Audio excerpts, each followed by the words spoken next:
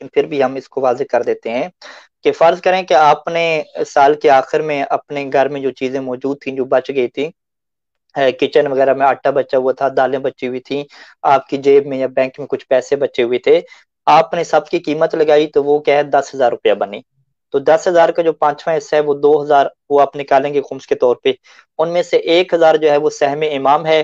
کہ آپ نے وہاں پہ خرچ کرنا ہے کہ جہاں پہ آپ کو یقین ہو کہ امام علیہ السلام راضی ہوں گے. وہ کہا کہ یہ نظریہ ہے کہ آپ کو فقیہ سے، عالم فقیہ سے کیا ہے اجازت لینی ہوگی، اس سے پوچھنا ہوگا تاکہ آپ کو یہ یقین ہو جائے کہ یہاں پہ آپ نے خرچ کیا ہے وہ یقیناً کیا ہے صحیح جگہ ہے.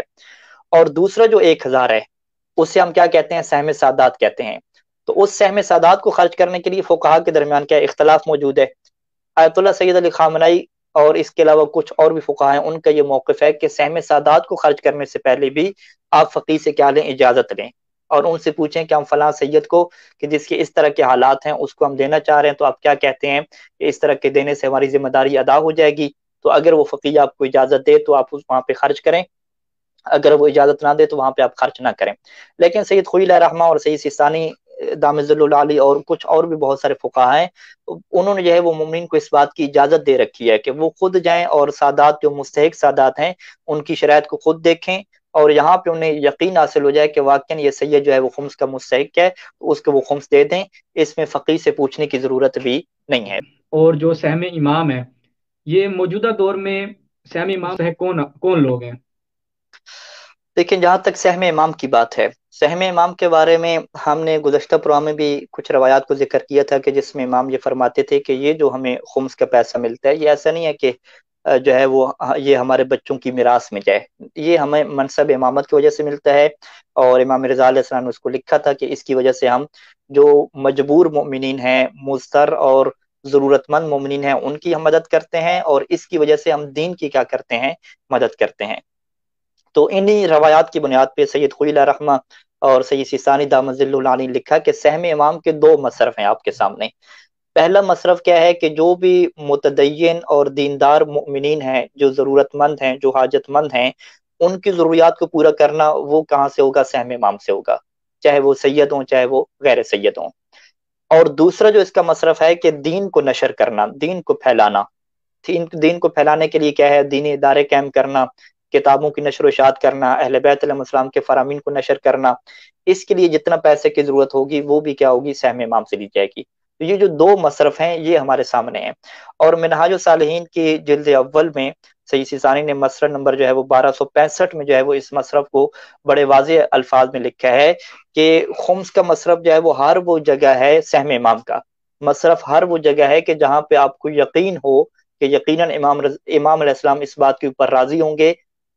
کہ ہم اس کو کیا ہے وہاں پہ کیا خرچ کریں. پھر سید ثانی نے لکھا کہ آج کل کے زمانے میں اگر آپ ہم سے پوچھتے ہیں تو ہم آپ کو بتاتے ہیں کہ امام علیہ السلام کہاں پہ راضی ہیں کہ ان کے حصے کو خرچ کیا جائے. تو سید سیستانی نے یہ لکھا کہ آج کل کے دور میں کہ جہاں پہ دین کی رہنمائی دینے والے لوگ کم ہیں، دین سے رہنمائی لینے والے لوگ بھی کم ہیں، تو آج کل کے دور میں دین کو نشر کرنا،